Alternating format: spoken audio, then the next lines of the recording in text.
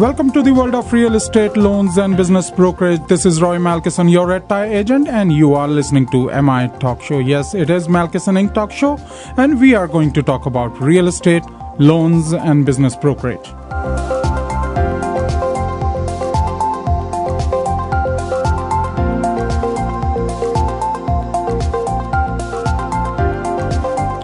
Stay with us to the end of this program because I promise you, you will learn something new today.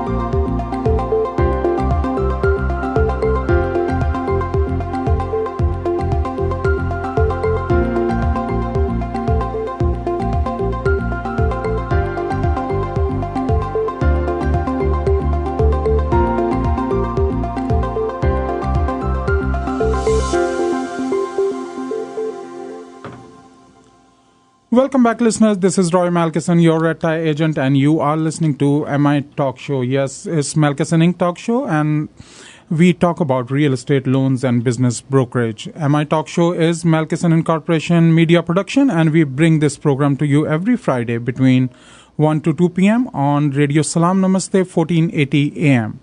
You can also watch us live right now on our Facebook page. If you go and search for Malkison Inc., you can find us over there. We are also on other social network. If you search for us on Twitter or SoundCloud, you can not only follow us over there. We put a lot of interesting news and updates on our Facebook page and other social media and keep you updated as far as commercial real estate is concerned and different loan topics and business brokerage opportunities. If you want to call us and want to discuss your real estate loans or business brokerage goals and want to talk to us about your loan requirement, or if you want to refinance your loan, you can always give us a call after this program. Our callback number is 800-450-8090. You can also note down another phone number is 972-603-5500. If you want to write us an email, you can always write us an email at info@malkison.com. And I also encourage you to go and visit our website. If you go over there, you will find all the direct links to real estate, loans, business brokerage, and different products that we provide for our listeners and client. So do visit the website. Our website is malkison.com. That is MALKISON.com. Well, who just joined us very first time on this show? This show is all about real estate, loans, and business brokerage. So our idea behind this show is to keep you informed and keep you updated because we believe that information is the new currency. And if we give you our right information, and all our listeners who listen to us, they get benefited out of it. We believe that our purpose been achieved. So every Friday we bring this program to you on Radio Salam Namaste. We start this program little over 2 months, and we start with real estate investment topic, and we discuss about different opportunity in real estate investment. Then we talked about different kind of commercial properties that are available out there for you to look into if you want to get into a real estate investment. With real estate, we also provide you a service of loans. So if you want to invest in a commercial real estate or want to buy a residential property or want to refinance your existing loan, you can always give us a call. We have a very good team who actually can help you to go through that process. And if you want to get into a franchise business, our business brokerage division always help you with that and take you through the process.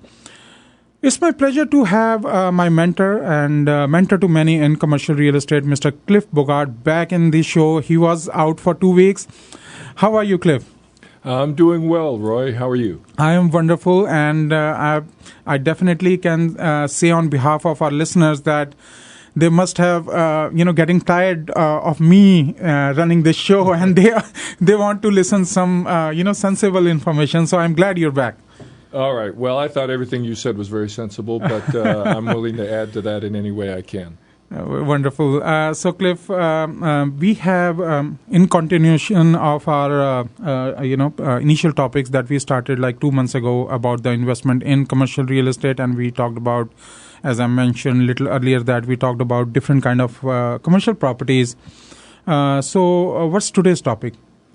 Well, Roy, you and I have talked about, over the weeks that we've had the program, we've talked a lot about investment real estate, and much like you broke down a little while ago, we talked about different types of properties and investments. And one of the things we've kind of teased along the way and said we would talk about is other ways that people spend a lot of money, ultimately, on real estate. Not as an investment, but as what we refer to as a user of real estate. And so let me make that distinction first. When we speak about investing in commercial real estate, I think everyone pretty much understands that. You buy commercial real estate as an investment just like you would buy any other investment. Stocks, bonds, or collectible items, whatever it is that you hope you buy, that will increase in value. If it's income-producing real estate, will provide some income along the way. Mm-hmm.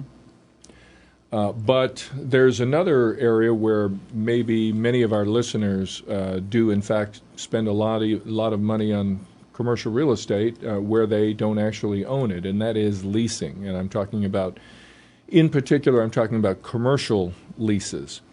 I know a lot of the listeners here are professionals. Many own their own business. We have medical professionals. I know there are, know personally of many IT professionals who perhaps are listeners and own their own businesses. And the reality is that the majority of businesses lease their real estate. They don't own it. Now, a certain percentage does, in fact, own the real estate that they operate out of. But anyone who uses real estate, who's not in the real estate business, who uses real estate to conduct their business, which is most businesses, we refer to as users. Now, users have a choice. Mm-hmm. Users can purchase their real estate and they own it, not so much as an investment, perhaps a little bit as an investment, but primarily to operate their business. But the vast, vast majority of businesses lease their real estate. So whether they are in an office building, a retail shopping center, if they have maybe a distribution or service business, they may be in a warehouse or some type of distribution facility, the vast majority lease their space. And what they spend for their real estate can be a significant number. In fact, in many cases, it is after the employee cost, mm-hmm. It's the second biggest item that they spend. And what a lot of people, a lot of users who aren't in the real estate business don't really understand is that there are a lot of ways to save money as you go through the process of finding and ultimately signing a lease on your real estate. There are decisions that could be made.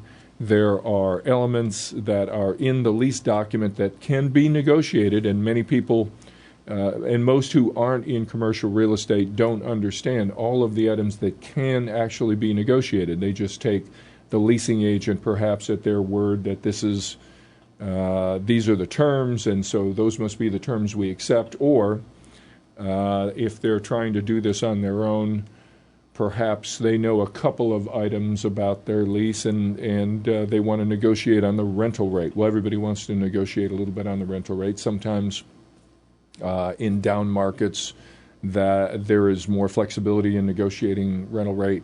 In a market like today where just about every category of real estate is doing well from the owner's perspective, low vacancy, high occupancy rates, and rental rates going up, there's not as much flexibility in rental rate. But there are a lot of other things that most people aren't aware of, a lot of other things that can be negotiated in the lease that will have a big impact on the total number of dollars, or what we call total occupancy cost, over the term of the lease.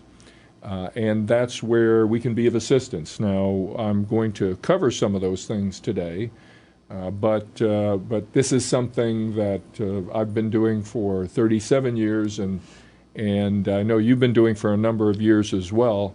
There's no way we can possibly describe everything, but we can hit on the main categories of what we want to talk about.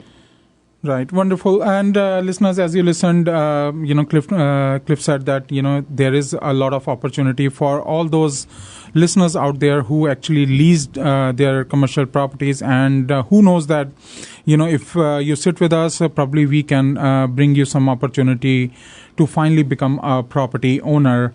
As far as the commercial property is concerned. So before I ask Cliff to give us more information about it, let me give you a little more information. So if you want to sell your property, if you have a residential property that you want to sell, probably you're facing foreclosure, or maybe you want to sell it fast, or maybe behind on payment, or if you are in that kind of situation and you want to sell your property fast, we have cash investor who can actually give you a cash offer on your property, and we can close on that property as soon as possible. So do call us and let us know if you have that kind of property available, or if you want to invest in that kind of property, do call us, because we have this division called Reinvestor, where we actually help you to get into real estate investment, residential side.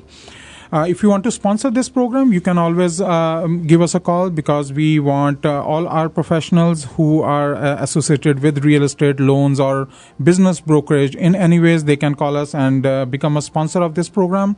So opportunity is available. If you want to talk to us, you can always give us a call at 800-450-8090. Again, as I've been announcing, we have some listing for sale. I'm going to give you detail about all those listing to the end of this program. So, but for right now, I'll ask Mr. Cliff to share more about the leases, how we do leases in commercial. Right, Cliff. So we are back to you. All right. Well, thanks, Roy.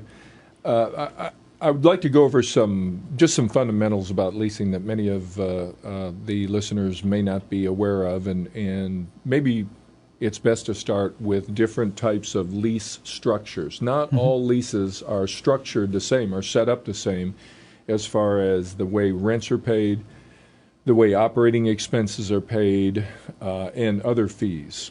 There are some, while each situation is different, there are some norms, somewhat standard lease structures for different types of properties. So, for instance, for everyone out there who may have heard of something called triple net, or a triple net lease, and I will say, of all the questions I get, from people who aren't commercial real estate professionals about commercial real estate, and that's certainly from clients or other people just having a discussion. The number one question I receive is, what does triple net mean? And so I'm going to explain that. Typically in a retail lease, so a shopping center lease or a large industrial type lease, the lease structure is something known as triple net. And what that means is that a tenant pays the base rent, and then in addition to their base rent, and the base rent is whatever the first number that likely the landlord or the landlord agent is likely to quote you. But in addition to the base rent, the tenant pays their proportionate share of all of the operating expenses for the building, or at least the triple net expenses. So what are the triple net expenses? The triple net expenses are three nets. You can obviously tell by the name, triple net meaning three nets. Net number one is property taxes. Net number two is property insurance. And net number three is kind of the catch-all called common area maintenance, sometimes referred to as CAM charges, and that's for all the various types of building maintenance, landscape maintenance, elevator maintenance, whatever it might be, all the maintenance, property management, everything kind of falls into the common area maintenance bin, if you will. Okay. So a tenant in a retail lease pays a base rent, and if that tenant happens to be, let's say, occupy 10% of the overall property, let's say the tenant has 4,000 square feet and it's a 40,000 square foot retail center, then that tenant, in addition to the base rent, is going to pay 10% of all the property taxes on that retail center, 10% of all the property insurance on that retail center, and 10% of the common area maintenance on the entire retail center. Now, that doesn't just mean the individual spaces or the occupied spaces. That also means the parking lot maintenance and the landscape maintenance and the lights that light up the sign at night, everything. And in addition to that, the tenant has a electrical meter, of course, and they pay their own electricity, and they handle their own janitorial costs. And so that's a triple net. That's a typical triple net lease. And different lease structures, as I mentioned, lease structures for different types of properties are often very different, and people don't understand this. But if you start with the assumption that one way or another, the tenants are going to pay for all of the operating expenses, at least on the occupied space. Vacant space, the landlord has to pick up that cost. But one way or another, the tenants pay all operating expenses in any building. The difference between the different types of lease structures, such as triple net, which is kind of at one end of the spectrum, is whether they pay one, several, or all of those operating expenses as part of the base rent, or whether they pay those operating expenses in addition to the base rent. So the first thing I talked about was a triple net lease, and in that particular case, the base rent is just base rent, and they pay operating expenses in addition to that. At the other end of the spectrum might be a small office building or a 2-story, 4-story suburban office building that would have a lease structure that is sometimes referred to as full service or gross, or full service gross, goes by different names. And in that lease, which is completely opposite of a retail lease, the tenant pays a base rent, but the base rent includes all of the operating expenses. So a tenant may pay a little higher base rent, and let's say they pay $20 a square foot per year in base rent. The landlord collects that rent, and then out of that $20 that the landlord receives, the landlord writes the checks for property taxes, property insurance, all the various types of maintenance, management. And if it is a multi-tenant building, like I described, suburban building, the electricity, the utilities, and most office buildings, multi-tenant office building, also provide 5-day-a-week janitorial service. So everything's included in the base rent. Now, what happens as those costs go up? The second year, the third year, the fourth year of the lease as a whole is probably a discussion for another show, because that's a longer discussion. But needless to say, one of the ways we can help tenants, we can help professionals out there who are in this situation of having to find or negotiate on new space, or even negotiate a renewal. We can absolutely help people negotiate a better renewal than they could on their own. And the way we do that and lower their overall occupancy costs is ultimately by using the tools that we have and for accessing available properties, and the knowledge that we have gained through experience and our understanding of what's going, of the process, to set up basically a competitive bidding process for the client's lease. And if you think about it, if we have let's say an IT firm that has a lease that's coming up, and as often happens in these technology companies and the IT firms, they're growing. They're always growing. That's why I like IT companies.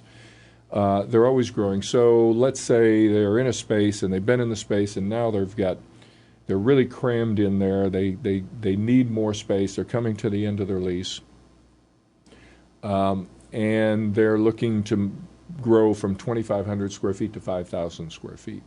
Well, what we do is after we spend time with the client and really try to determine exactly what they're looking for, not just in the total number of square, the total size of the space, but how the space is laid out and what kind of construction they need within the space to accommodate the, efficient operation of their business. And what we'll then do is go out and research the market in the areas they want to be and find all of the available properties that could potentially meet that requirement. And after going over all of the potential properties or weeding some of them out just based on what we know about the client, we will then gather information on the available spaces, including floor plans and asking rates and operating expense information and any other charges and parking ratios, and there's 10, 15 other items that we gather information on. And we go over that with the client, with the idea being that we'll start out with the universe, if you will, of potential properties, narrow that down through what we know, narrow that down with the client as to which buildings they would prefer to be in, and hopefully end up with anywhere between 3 to 6 properties that they could conceivably see their company operating in. Mm-hmm. And what we do at that point is, again, set up a competitive bidding process. Everybody understands when I say competitive bidding process, here's this item of value, and we want people to bid on it. Well, if we're representing a client, let's say an IT company that's looking for 5,000 square feet, that is to the landlords or to the owners of the properties, that's a very, very valuable item. Mm-hmm. And we handled the competitive bidding process by a use of requesting proposals, very structured proposals that are based on all of the different elements, not just the rental rate, not just the operating expenses, but all of the things our client needs. And we will send out those requests for proposals to all of the finalists, if you will, those 3 to 6 buildings. Mm-hmm. And we'll make sure when we do send those out that all of the buildings we're sending them out to are aware of the fact that we are getting proposals from a number of buildings, so that they need to be competitive if they really want the business, if they really want this tenant. And we analyze. Once we receive those proposals, we analyze the proposals, and this is where we bring a lot of value to our clients as well.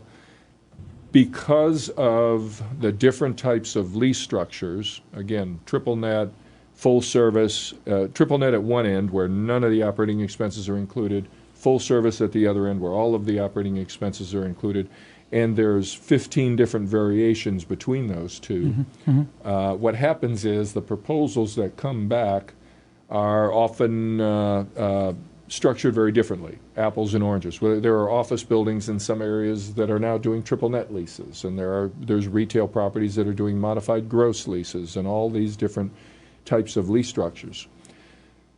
Well, what we do as we gather these proposals and make sure that the landlords know that they have to competitively bid on this business, once we gather the proposals, we can analyze them because we know how leases are structured and we know how to gather the information that we need to take the apples, oranges, bananas, and pears and compare them on an apples-to-apples basis. Right.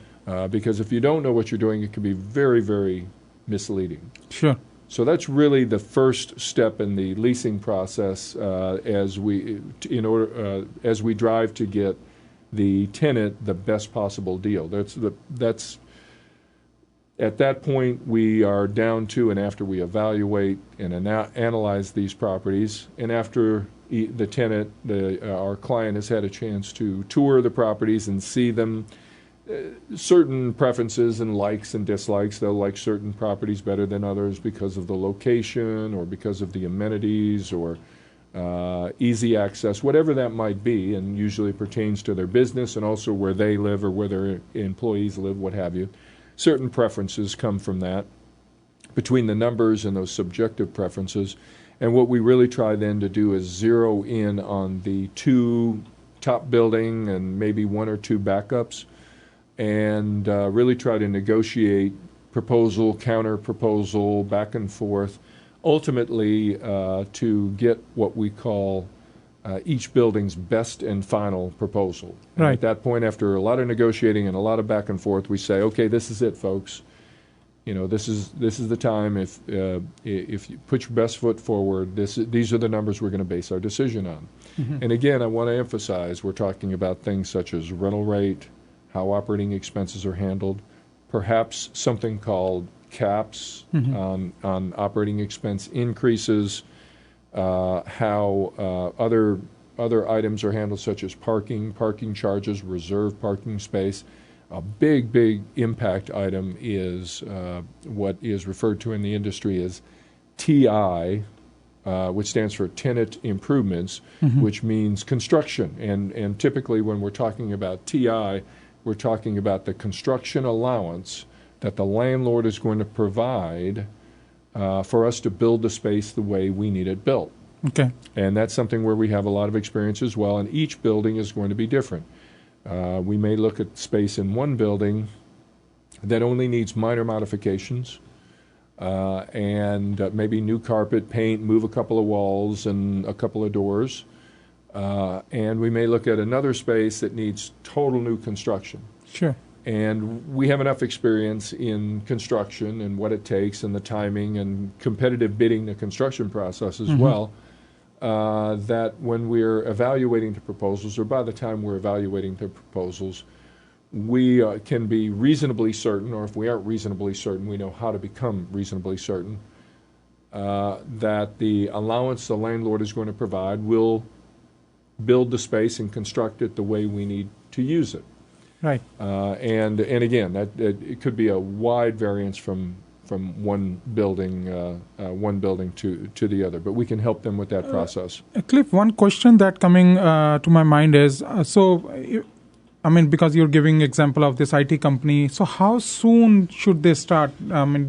You're explaining the process, but let's see if somebody's listening right now and probably their lease is up for renewal, say in next 6 months. So how soon should tenants start looking for all these options or looking for a new property if they want to move in a bigger one?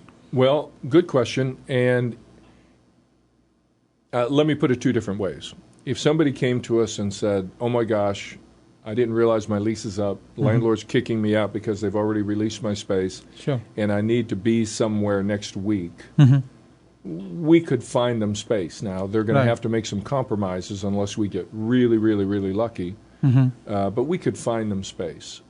However, in order to take maximum advantage of this leasing process that I'm talking about, this leasing process that's really a competitive bidding process, I would say minimally 6 months. 6 months. Right. Now, we can do it shorter, but minimally 6 months. And what 6 months helps us account for is construction time. At least half of that is construction time. Now, if we end up finding a space where not a lot of construction is necessary, then we've got plenty of time.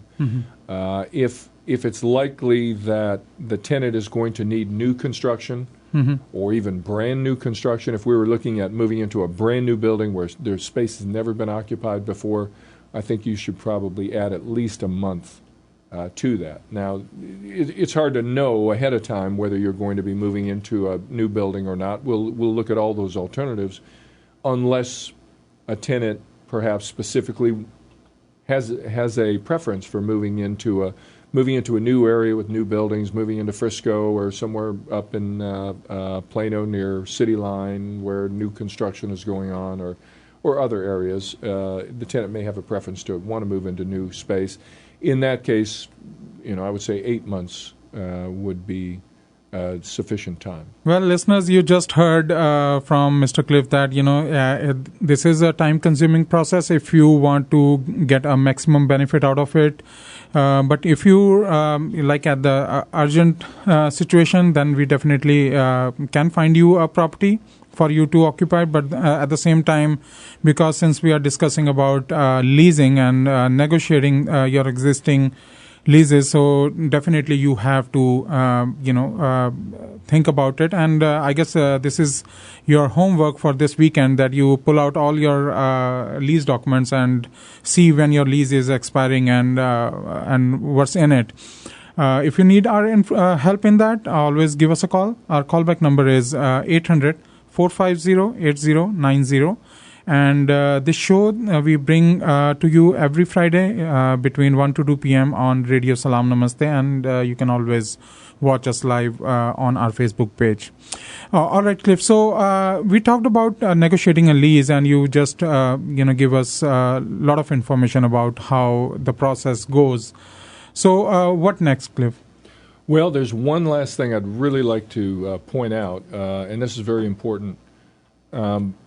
Many tenants, especially office tenants and industrial or warehouse or flex space, R&D type space, may not know is that there's a lot we can do to save them money, even negotiating their renewal. I think a lot of tenants and users who aren't familiar with the process believe that you only contact folks, professionals like you and I, if they're thinking about relocating. Well, the reality is, and by the way, I've spent a lot of my early years, especially probably the first half of my career, doing primarily landlord work on the landlord side. So I know both sides.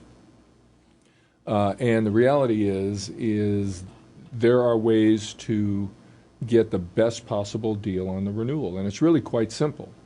And it's quite simple in that what we do is we incorporate the existing space and the existing landlord in this same competitive bidding process. Okay. And the way we do that is this. As we're working with the client, let's just continue with the same IT example of 5,000 square feet. Let's say there was a possibility that this client would be interested in renewing. Let's say there is enough space there. They could renew, might be a little tight, or they could move. And what we do is once we are working with the client and usually, and in this process, in this leasing process, the client signs a very simple representation agreement, which simply is our evidence as we go out into the world and talk to different landlords that we are, in fact, the real estate representative for that particular client. So what we do as part of this same process that I've already described is we will then also meet with the landlord, the tenant's current landlord. And some folks say, well, I don't want to get off on the wrong foot with my landlord because I'm good friends with the landlord. And I say that all the more reason you should have somebody like us. That way we can wear the black hat. We can be the bad guy. Yeah. But what we would do is we'd meet with the landlord and we'd show him the representation letter, and we would say that your tenant, our client, as you know, has a lease that's coming up September 30th of this year, and they've engaged us to evaluate all their possible alternatives in the market. And so we are going out into the market, and this is my discussion I'm having with the current landlord. We are, as representing our client, we are going out into the market. We're going to see what's available and get some proposals. One of the alternatives our client would like us to investigate is potentially renewing. And we would then also present the landlord with a request for proposal for a renewal. Right. And that request for proposal for renewal is a lot more than just saying what would the new rental rate be. Because by the time we get to that point, the tenant's already been in the space, let's say 5 years, maybe longer. And what we ask our client at that point is, okay, if you do stay here for another 5 years, how would you change your space?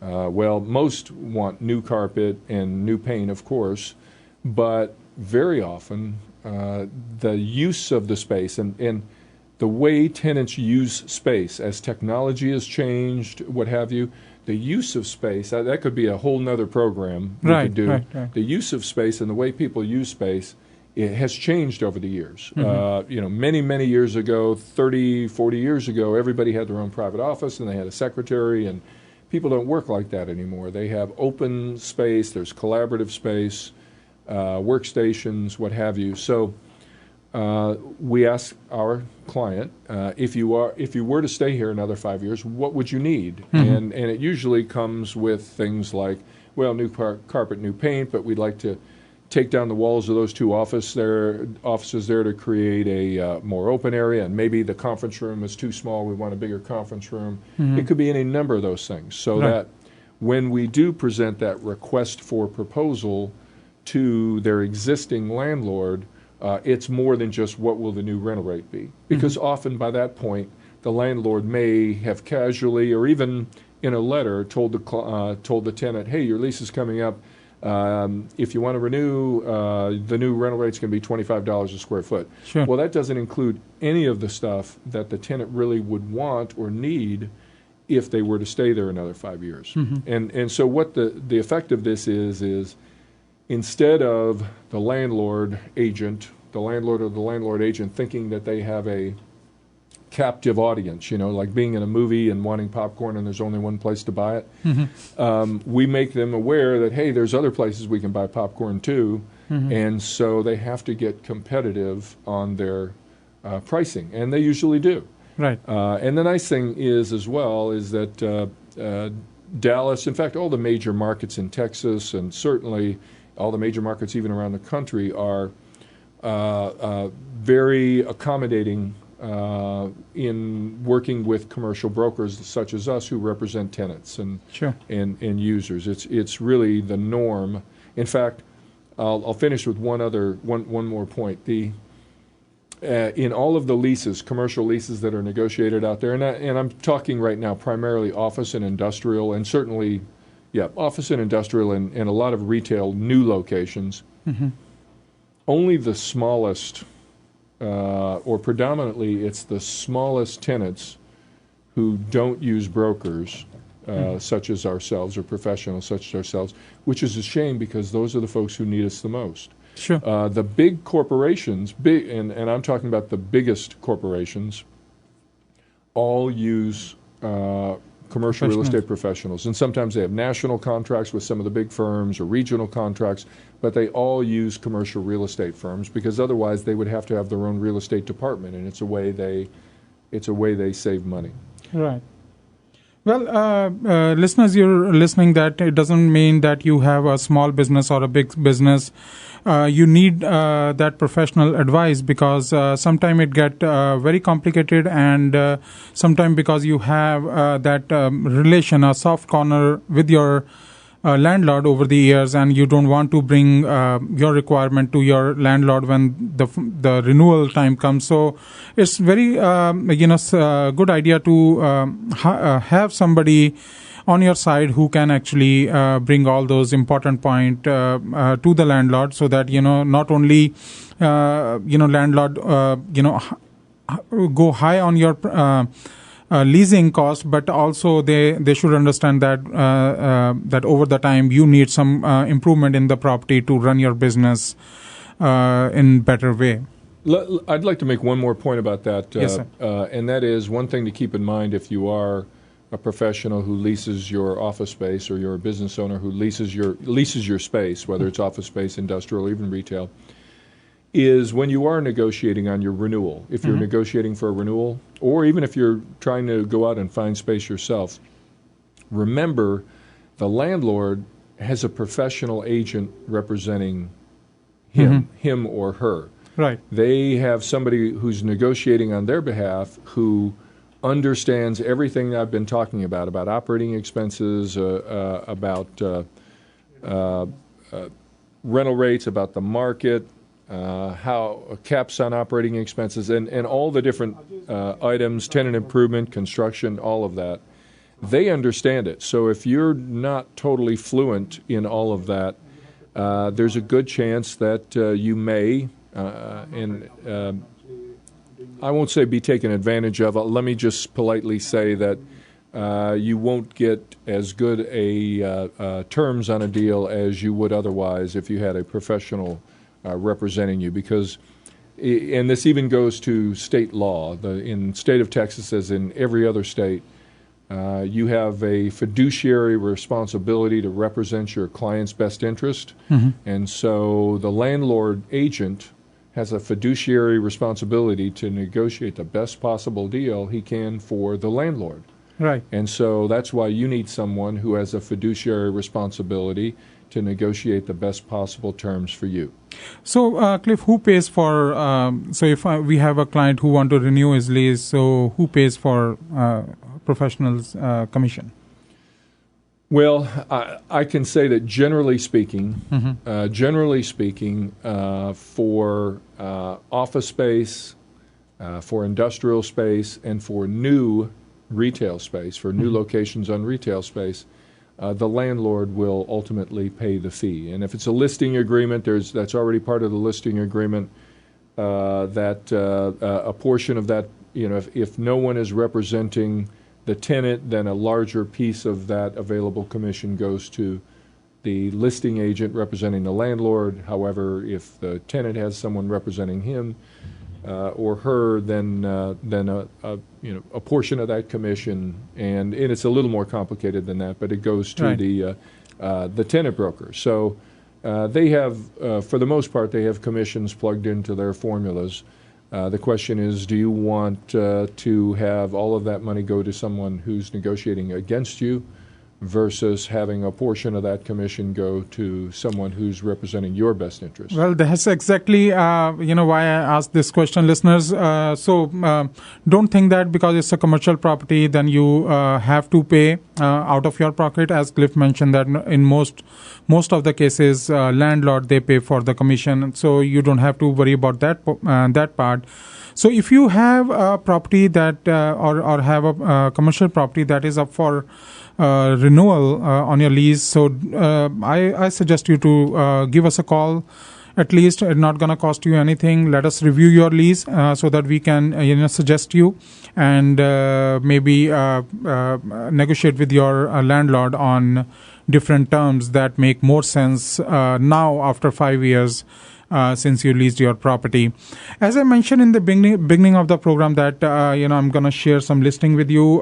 So just quickly, we have this hotel for sale. Hotel is in Oklahoma, 43 rooms, built in 2000 and 2001. So if you are interested in that kind of property or looking for getting into hotel business, do give us a call. We can help you to find more properties also, but at the same time, this you can actually get more information on this existing opportunity that we have. If you're interested in getting into a gas station business, we have 2 gas stations that is up for sale. One is in Mount Pleasant, Texas. Another one is in Greenville, Texas. So if you want more information on that, do give us a call. We have one gas station that is up for lease. If you don't want to buy a real estate right now, but just want to get into a business and want to try your hand in there, so definitely, that's an opportunity for you. So we can definitely give you more detail on that. In my last program, I also talked about getting into a residential property, and if you like that program, want to know more about it, the program is Lease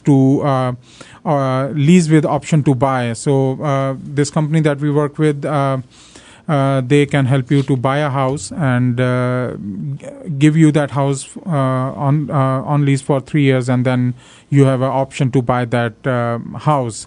And the very important and important benefit of this product is that you can hold on the price.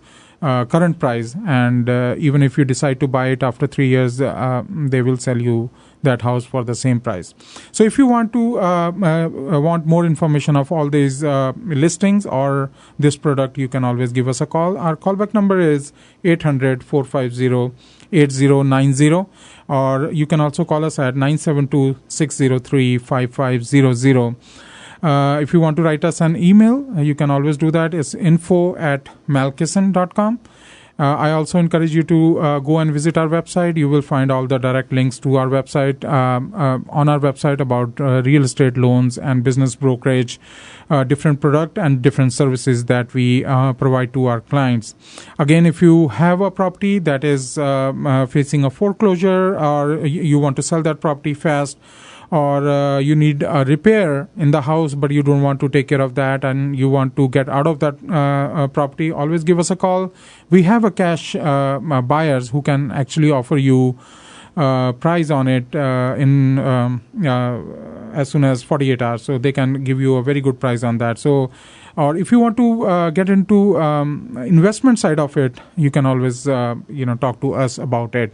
Well, Cliff, we have almost maybe like 11-12 minutes more to our show. So in concluding this program, if you want to add more to the lease.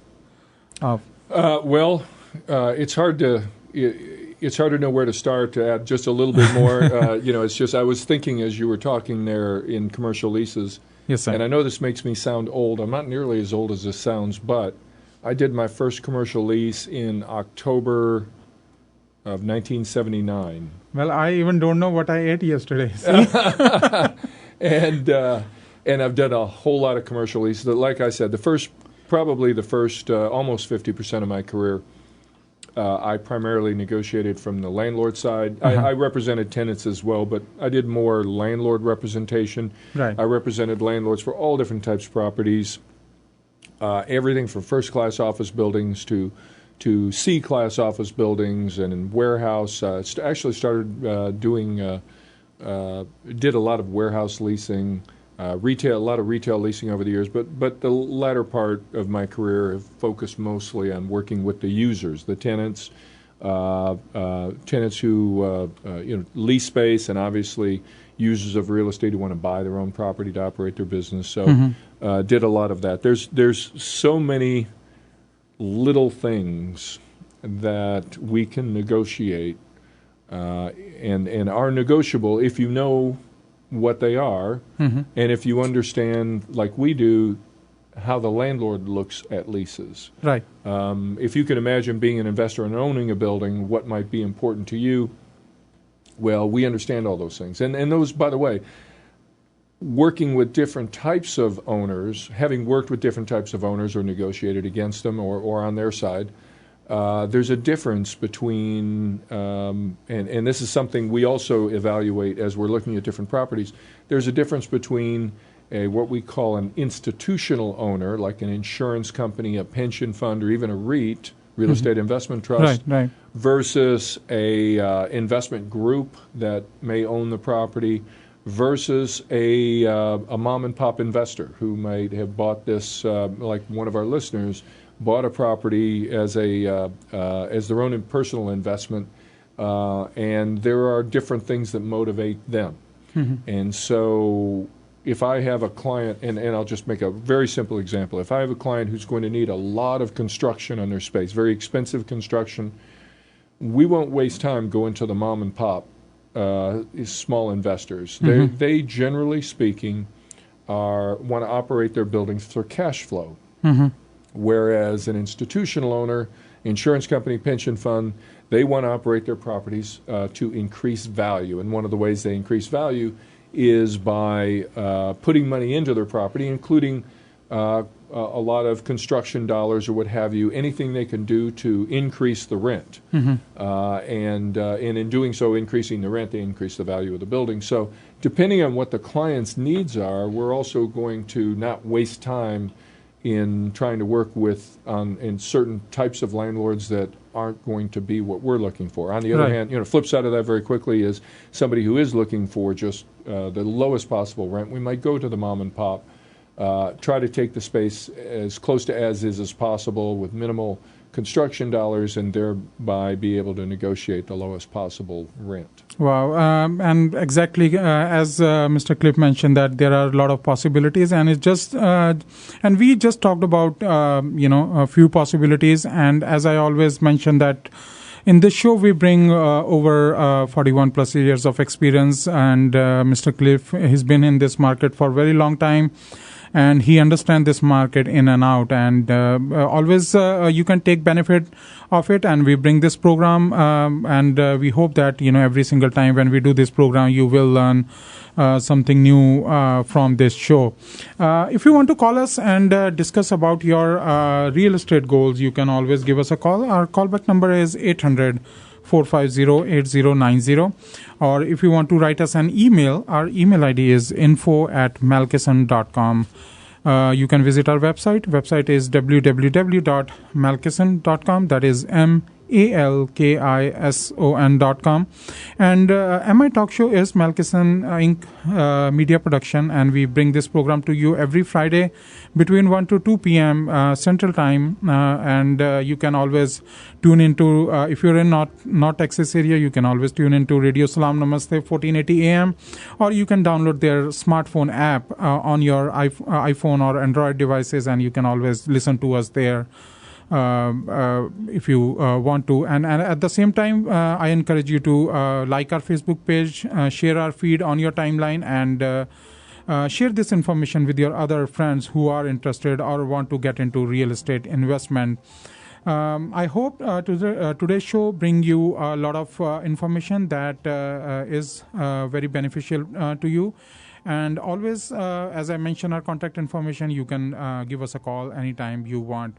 We'll see you next week. Until then, enjoy your weekend. And from here, from a studio of Radio Salam Namaste, me and Cliff take a good care of you, and happy weekend.